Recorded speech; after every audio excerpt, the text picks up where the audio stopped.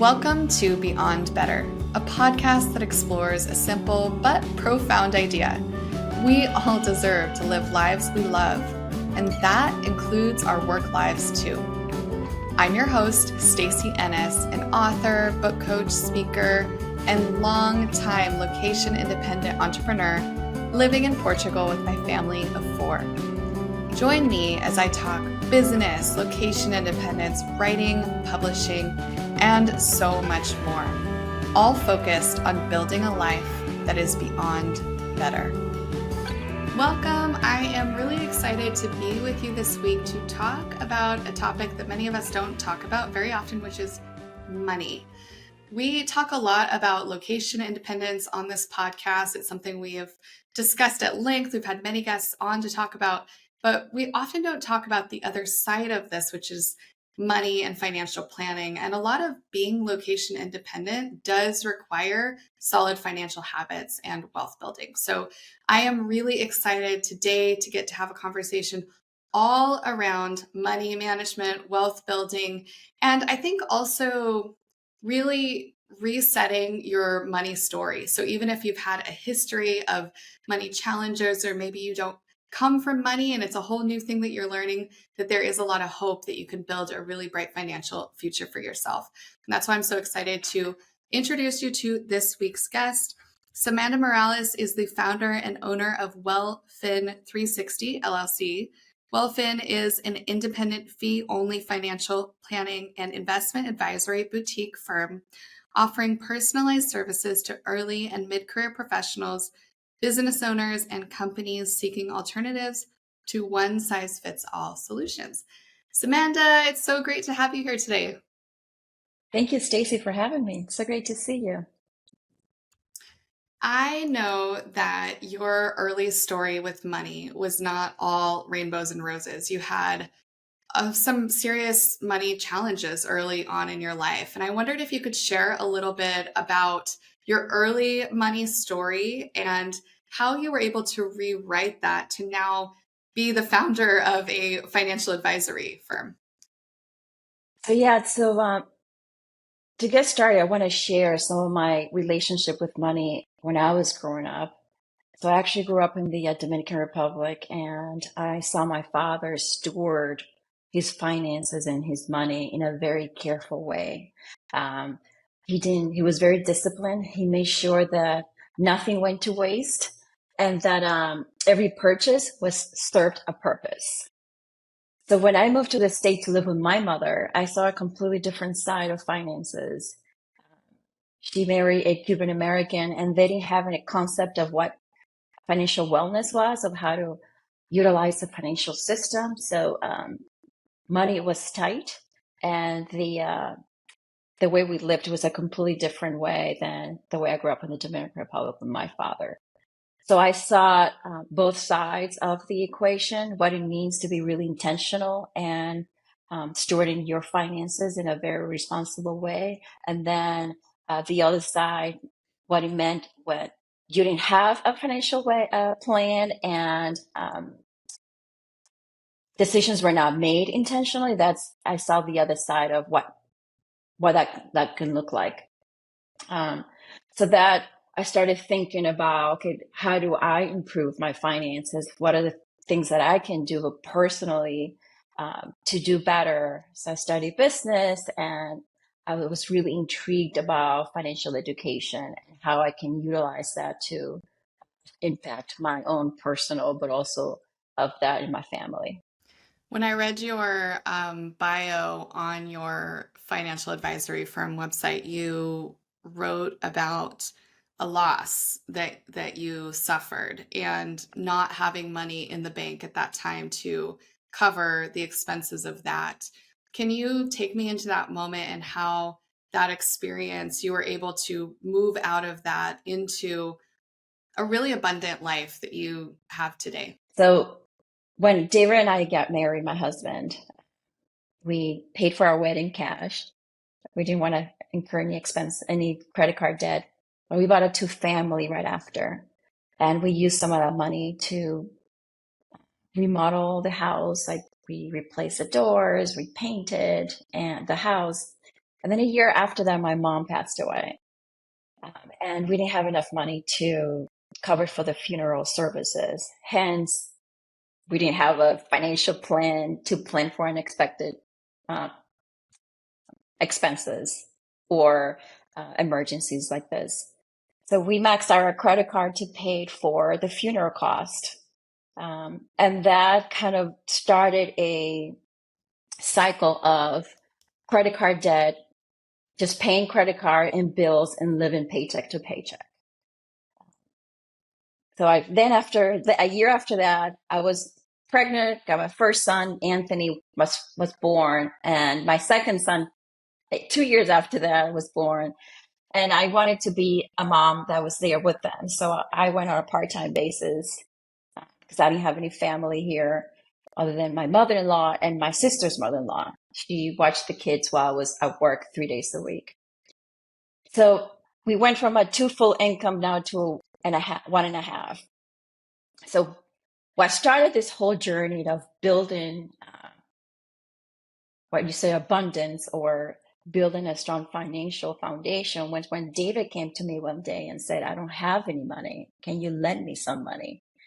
So then I thought to myself, wait a minute, you the breadwinner, you make way more money than I do. How come you don't have any money? So I started, I just did an expense review of where he was spending his money or where both of us were spending our money. And that is called in today's, financial planning world, cash flow analysis. So I just review where we were spending our money and realized that money was being spent on unnecessary expenses, like buying coffees many times a day or bidding money on eBay. And then I took the responsibility and the decision making when it came to our finances. And I said, okay, we need to stop this. Let's just cut unnecessary expenses. Let's save for emergency expenses. And let's just save a little bit at a time. It doesn't have to be much, but it can be a little bit at a time. And that's how it started. From there, we went to investing and just letting our money grow over the years to where we are today. Thankfully, we still own the two home. We own another single family, and we have diversified our investments so it serves the goals of our and the needs of our family. What do you think were I know there's a practical component to this. You're talking about this cash flow analysis, you're looking at your expenditures, you're thinking more mindfully about how you're spending and saving your money and all of those things. What was going on in your mind? Like, what were the shifts that you had to make? Maybe it wasn't even you, maybe it was more your husband, David, or even as a married couple.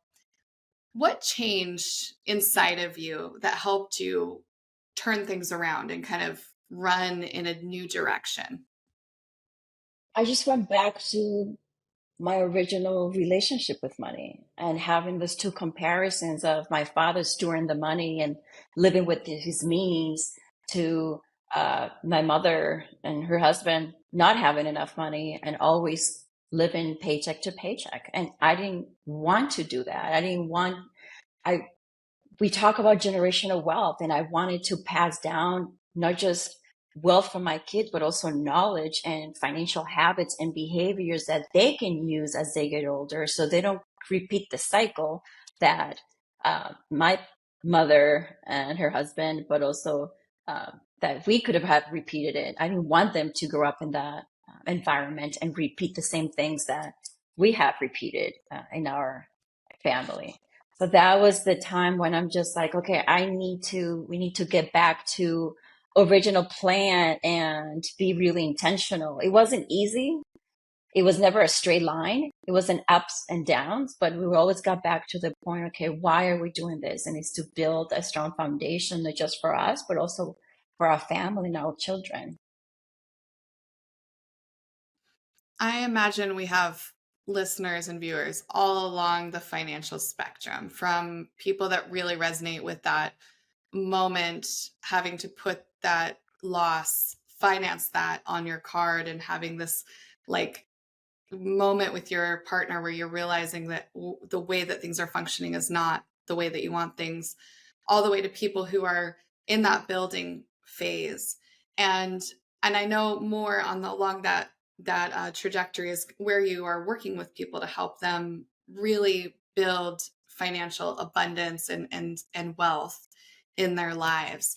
Can you talk a little bit about some of the things that you see with people who are on that building phase? What are they doing in their lives, both from general, maybe even mindset or habits, into some of the practical things that they're doing with their financial portfolio that is setting them up to build those generations of wealth, and really also instill great habits in their kids and future, grandkids to come? So, money has a behavioral aspect to it. I always say that high debt, living paycheck to paycheck, and um, being in that cycle stems from some kind of emotional or behavior that we've learned along the way. So one of the things that I recognize when I talk to clients is what are the emotions, what are the habits, and what's the mindset that's influencing your decision making when it comes to finances, or what's influencing someone not to make a decision to change or to adjust their financial habits.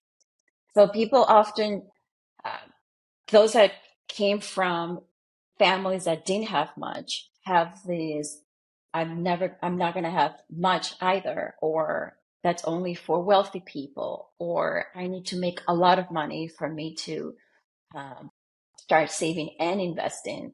So I see a lot of it's just a normal cycle, having debt, credit cards, and um, people may not have that understanding that, yes, I can get out of the cycle, but it takes intentionality and changing that mindset. So, and sometimes it's fear of not knowing what to do, or going back, looking at a credit card statement to see what you spent on. So it's all those emotions and the behaviors that come to play that kind of hinders people to just take a step forward. And so those are the things that we talk about. Before I even look at someone's finances, we sit down and we talk about goals and challenges. How did you grow up? What are the values that you have? And because that will surface things that impact their finances. Like I have a client that she was an emotional spender. So she had a lot of credit card debt, but every time she was having a bad day, her happy place was at the mall. So she went to the mall and spent money to kind of take her mind off of things. And that's fine. It's good to realize that and understand it.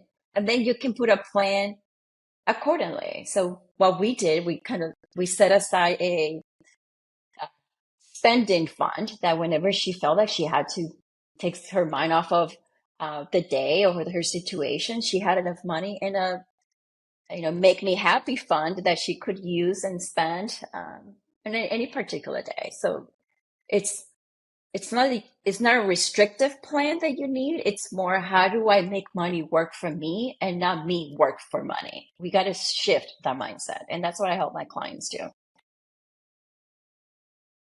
Wow.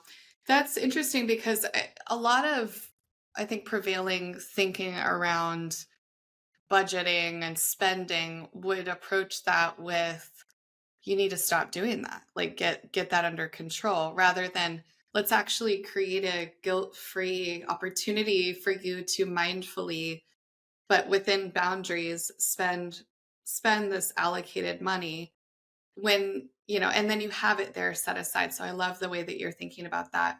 I'm going to ask you like a little bit of a philosophical question, and I'm sorry I didn't like give you this ahead of time, but Let's do it. I'm going Let's to do give it it. to you anyway because I'm curious to know your answer. How do you think about money? Like, what is if you had to kind of define money, or like kind of wrap your arms around what money is and what its value is in kind of the function of our lives, how do you think about money and its interaction with just our lived experience? Money to me is a tool. I mean, if you think about it, money is a piece of paper. And to your point, the value that you give to that piece of paper is how your life is going to be impacted. So I don't approach finances of money and I need more money, but rather this is the life that I want to have. This is the life that I want to work for. What are the things that I need to do to get there? So I don't see money as my source. I use it as a resource. So it could be money, could be income. Money could be how do I leverage debt to buy a home and build equity. Money could be how do I set aside $100 so tomorrow it becomes $200.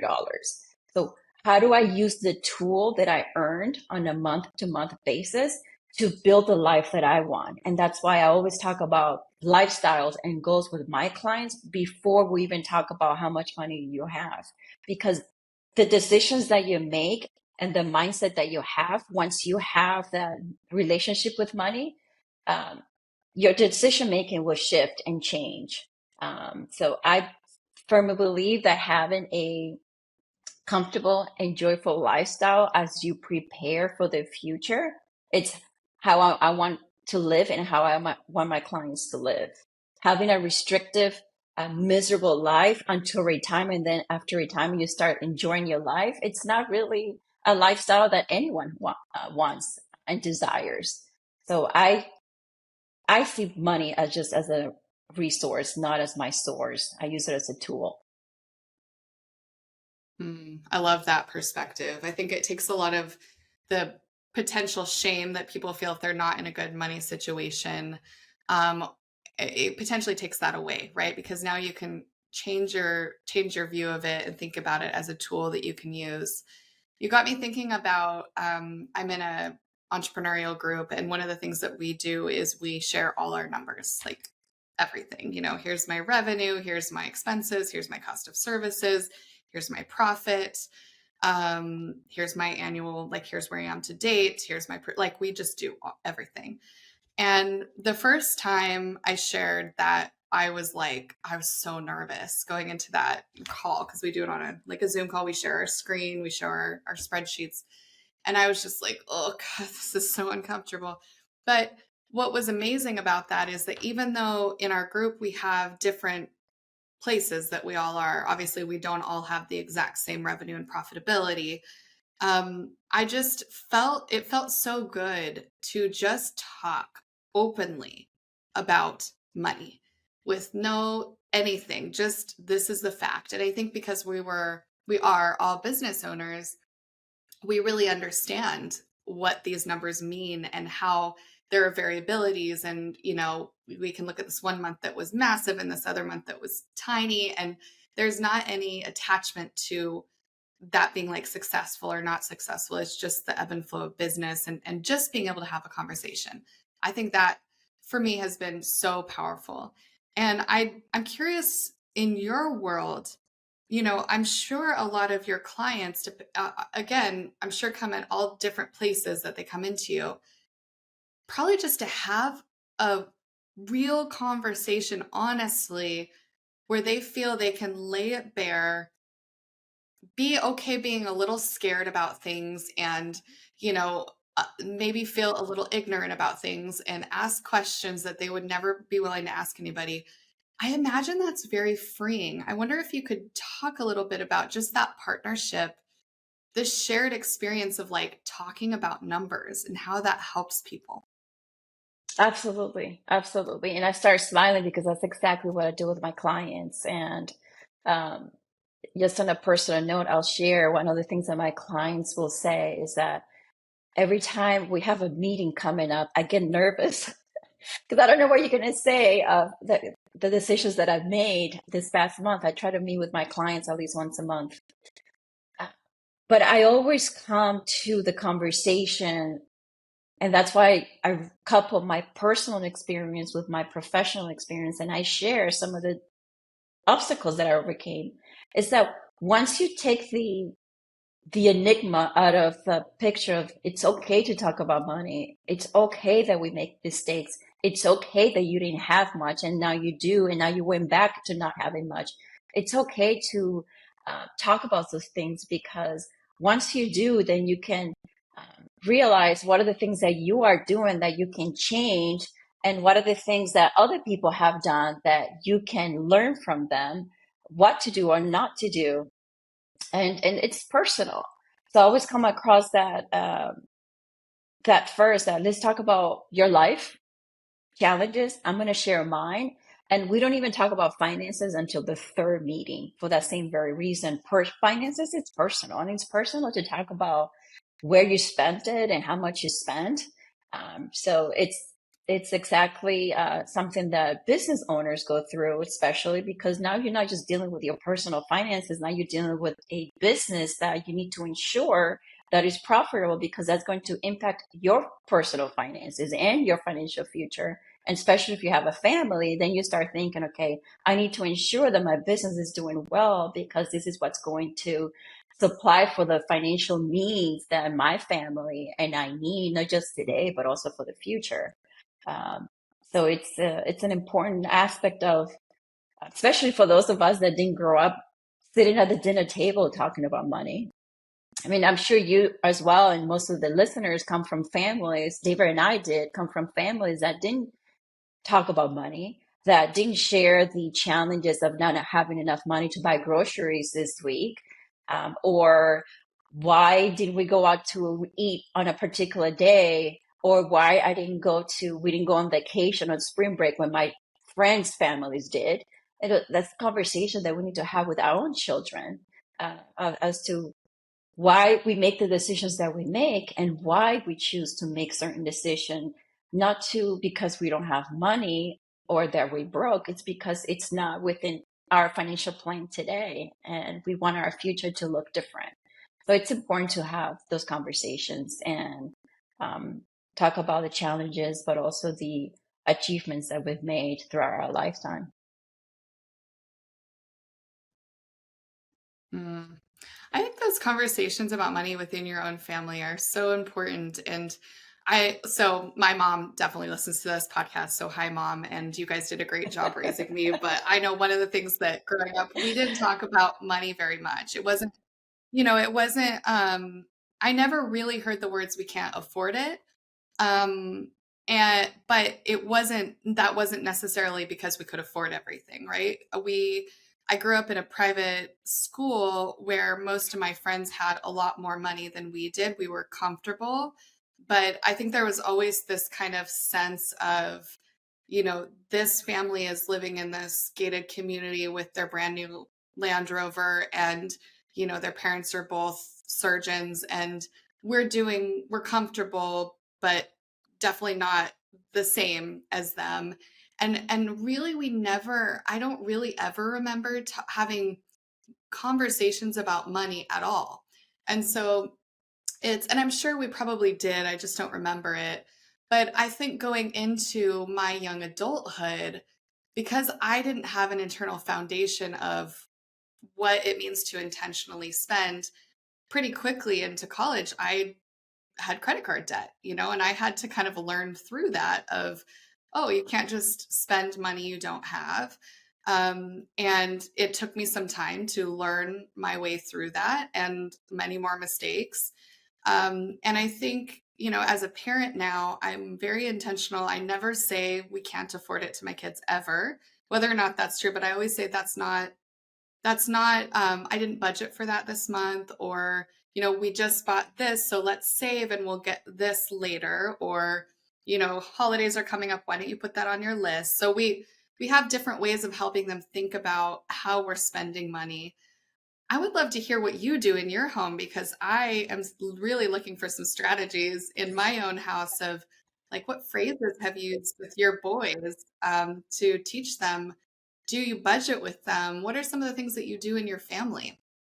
Yeah, so thank you for the question. And David made fun of me about this at the beginning, because, again, we grew up in a way where you don't have back and forth conversations with your child. You just tell your child what to do. So, no, we're not doing that.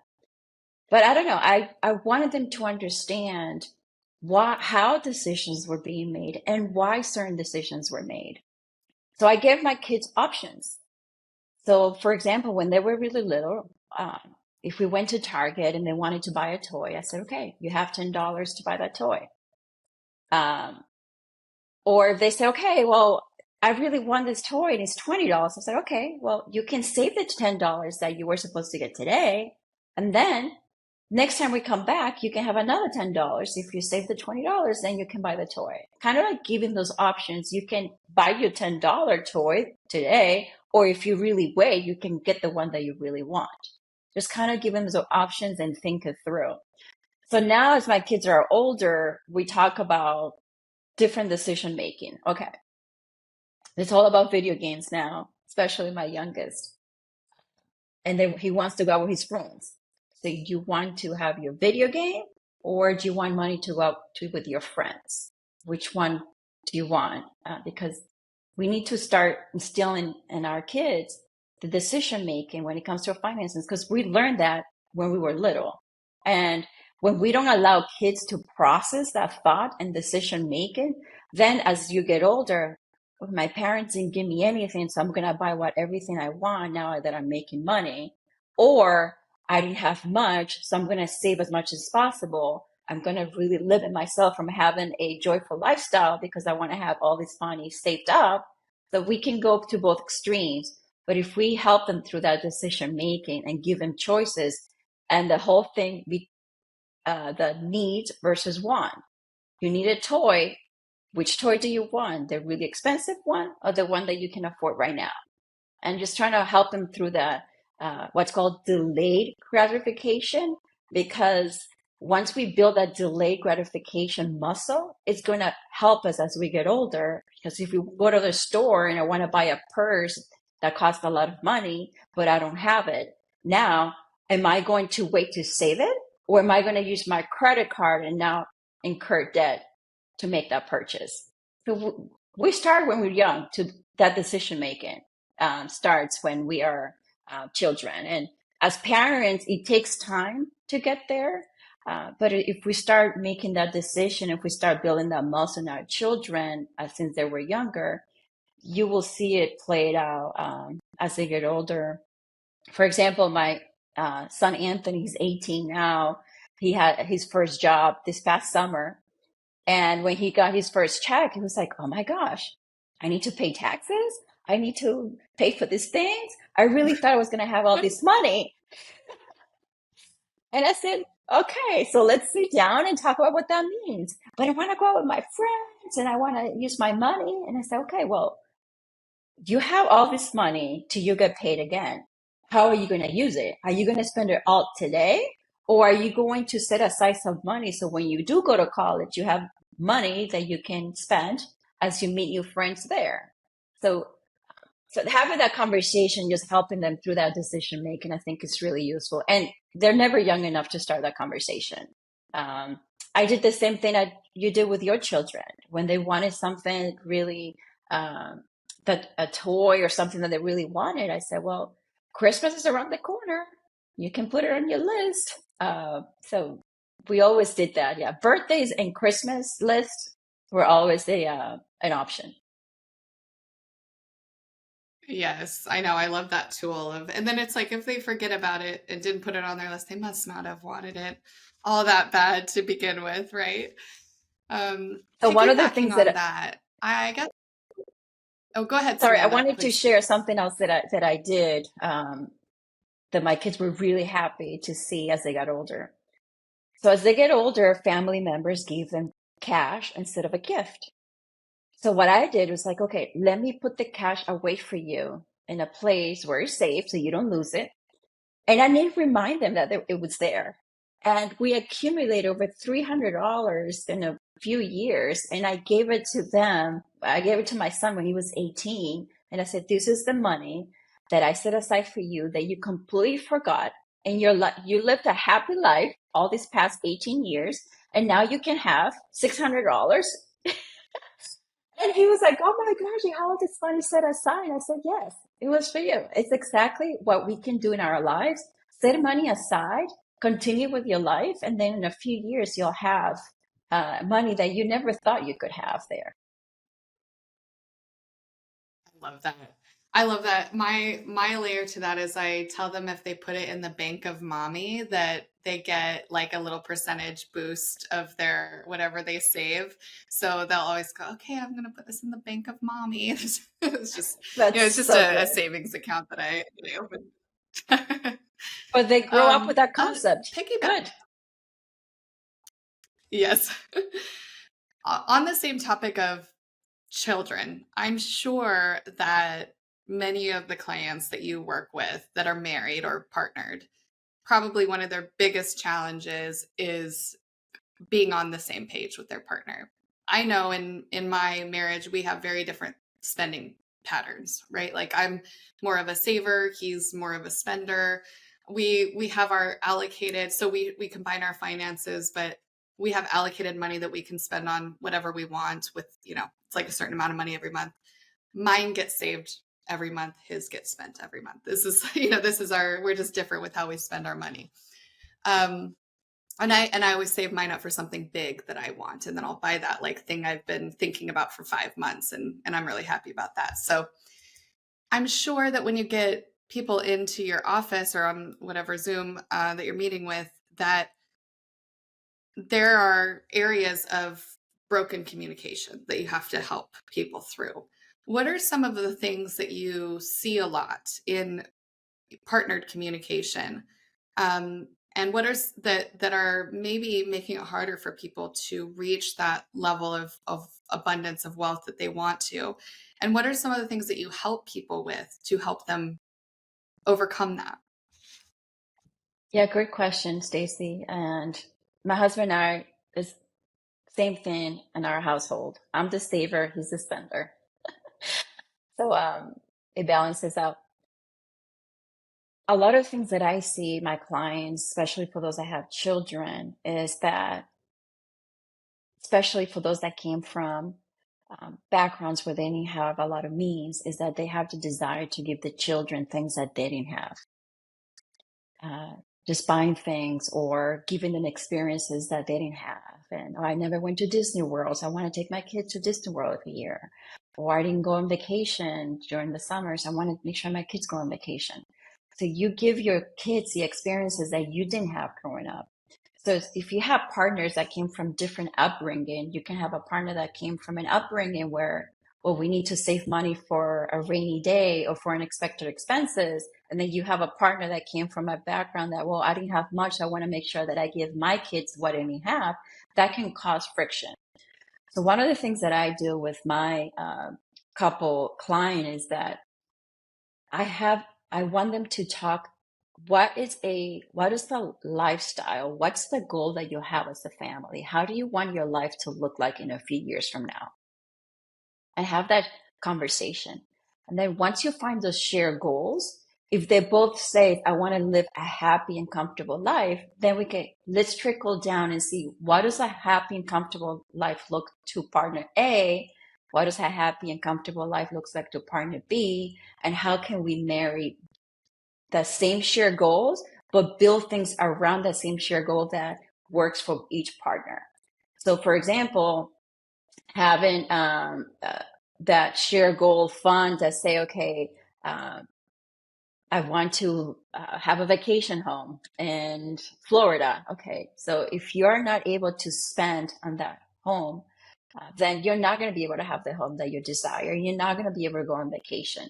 So once you talk about those shared goals and then find ways that each partner can compromise and set a plan in a way where you're not being restrictive with your money, you can still spend on the things that brings joy to you, but then you can set aside some money to fund that future goal that you have, which is to buy a home. So just having what I found is that both partners, they don't really sit down and talk about the shared goals.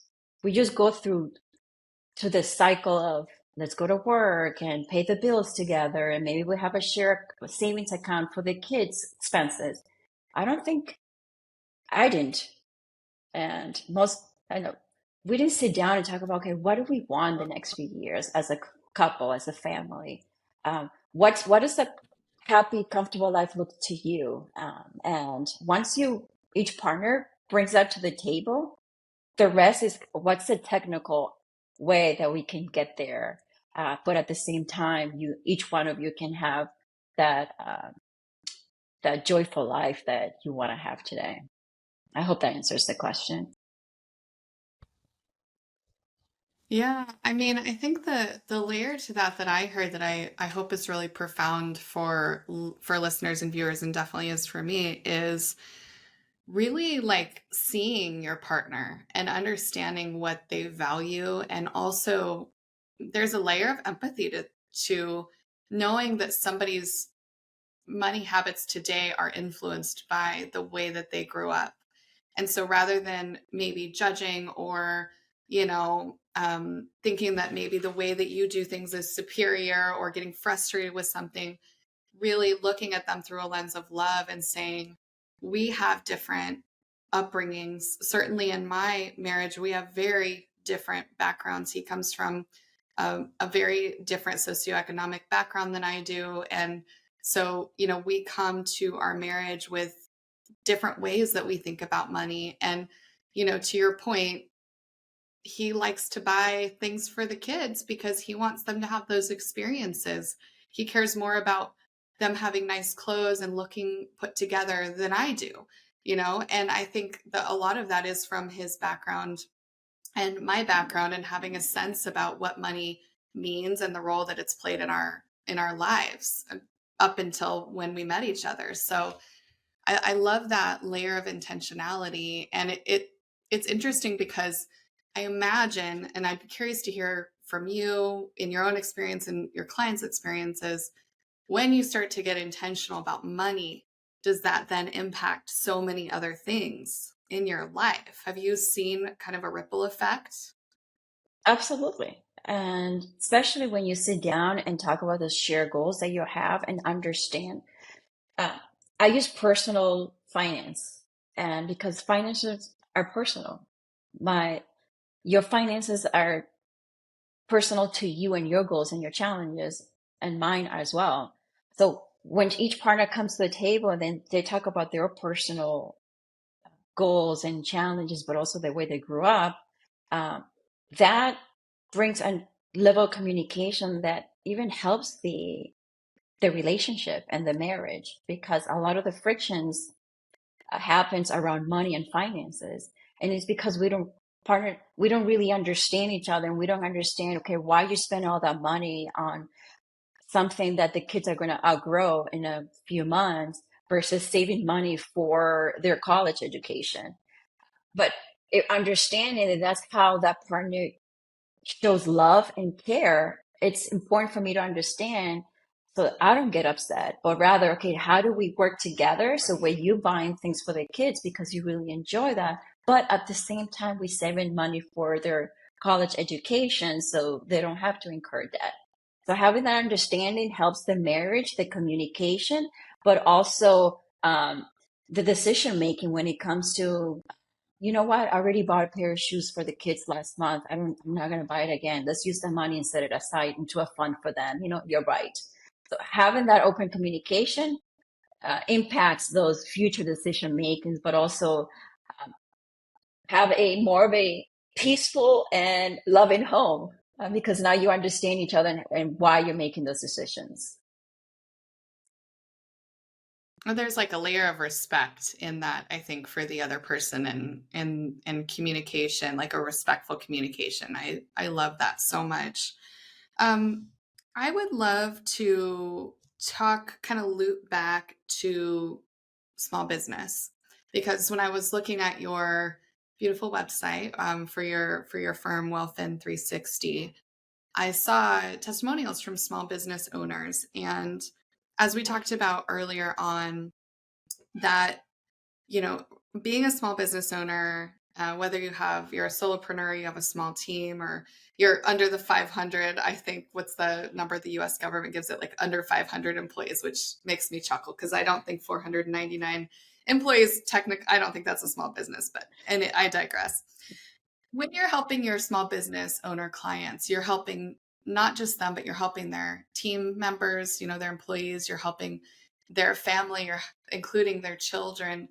I would love to hear maybe a couple of things that you have done in your work with people who have small businesses to really help them set them up for profitable business so that they can then really reap the rewards of the risk and the hard work that comes with being a small business owner.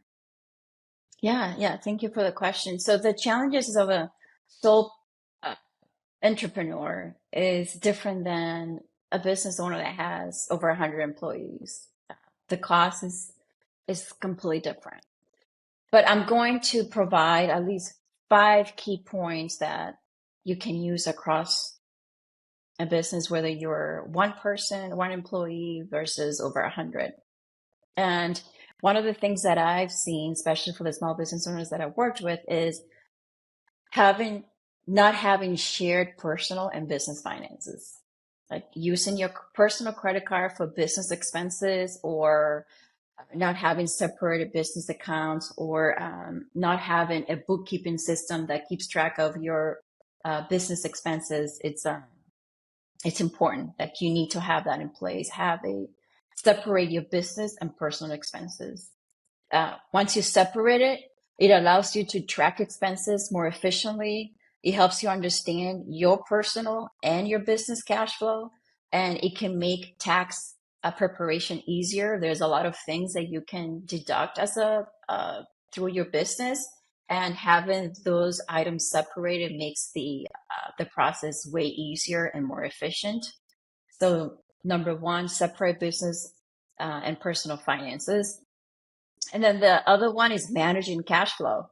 Um, a lot of businesses fail not because they're profitable, it's because they run out of cash, and not checking your cash flow regularly and not having a cash flow forecast to forecast payment cycles and operational expenses. And in a given month, that may lead to not having enough reserves to supply the needs of those costs or payment cycles that businesses go through. Creating a financial plan, having a clear outline of your revenue targets, but also your expected expenses, and how can you ensure profit, regularly reviewing your financial statements, seeing what works and what doesn't work in your business. So if you sell products and you see that a product it's not selling well, so why would you spend money in a product that it's not selling well? Then stop selling the product and really focus on the product that is selling well and the clients are really enjoying. So reviewing constantly the business and the product and services that you're selling and you're providing, and see what is actually sticking with clients. It's important. So having that financial plan and adjusting accordingly, it's important. Investing in retirement. A lot of small business owners focus so much in working in the business and just staying afloat that we forget to save for our own retirement. And there are many ways that small business owners can save for retirement that actually gives you that reduces your tax liability as a business owner. There are solo 401ks, and there are individual retirement accounts for business owners specifically that can give you that potential tax benefit. So while you're saving for your own future, and if you have employees, that also brings benefits to if you're providing benefits to your employees. And then finally building a financial cushion. Just like having an emergency fund for your personal finances, having a financial cushion for your business for the months where operating expenses are higher than the revenue that you bring in, it's important. So just projecting out what that will look like based on past data and economic and sales trends, you can build a financial cushion um, to to pay for those expenses that are not covered by the profit in a particular month. especially for businesses that are seasonal. So if you have a really high season during the summer, but a low season during the winter, like save up for those winter months where you're not going to have a lot of profit. Mm.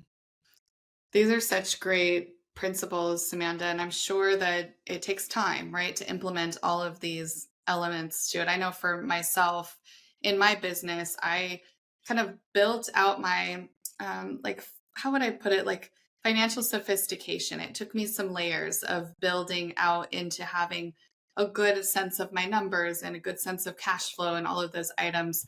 But to your point, it's so important, especially as a small business owner, that is also like the nourishment from which you have your financial wellness in your personal life. Right. So I love that that's an area that you focus on with your clients. Um, so with all that said, I feel there's so many, gosh, I would love to keep going down all these different routes with you with this conversation, but this has been so rich. And we even got to have conversations about relationships. And that was a really cool part of this discussion today. I wasn't expecting, but I know for me it was really valuable. And I know it will be for our listeners and viewers as well. I would love to hear from you. What are you most excited about right now? And where can people learn more about you and your work? Yeah, right now I'm really excited about expanding the reach of WellFin360 and helping even more people, uh, not helping, empowering people to build financial comfortable lifestyle, especially the first generation wealth builders, those that didn't grow up in an environment with their parents or grandparents had wealth. I also want to expand my reach with small business owners to ensure that their business is working properly and that impacts their personal life. And there's such a need for personal financial guidance, Stacy. And I bring a unique offering where I combine financial coaching, guidance, and investment advice in my service because I really believe in the financial coaching aspect of understanding your the money story and your behaviors and habits and what led you to make the decisions that you make today. I think that's a really important conversation and process to have as part of my service. Um, and I'm also excited to just empowering people to rewrite their money story. Listeners can find about me through my website, wellfin360.com. I'm also on LinkedIn. And yeah, they can reach out to me through those two avenues. And I look forward to just having a conversation with anyone that has a question or just wants to run a thought through someone that has had experience or that can give them a different point of view. We'll be sure to link to your website in our show notes. So anybody who wants to reach out to Samanda can do so. And I'll add just a little side note. You know, I met, as you know, Samanda, but for our listeners, I met you through your husband, David, who you've mentioned throughout our conversation. And, you know, watching your continued investment in community and all of the work that you do to serve others all throughout this time that I've known you, which has been quite a while now. Um, it's really exciting to see you stepping into this phase where you're able to bring in your expertise and money and your heart for service together to be able to help people. So thank you for letting me be part of sharing your work with the world. And thank you so much for joining me today. Thank you, Stacy. You have been someone that we hold dear to our hearts. You have made an impact in our family, and I appreciate you and all the work that you do to empower others to voice their story and to rewrite their story. So thank you for all that you do. Aw, well, thank you. That made my day. So thank you to Samanda for joining me and to you, our listener, for joining us in this conversation. I hope this was impactful and that you're able to use some of what you learned today in your life, whether it's an insight or one of the smart practical strategies that Samanda shared with you today. Thank you, as always, to Rita Dominguez for her production of this podcast. She makes literally all the things possible, and I could not do it without her. and I will be back with you before you know it.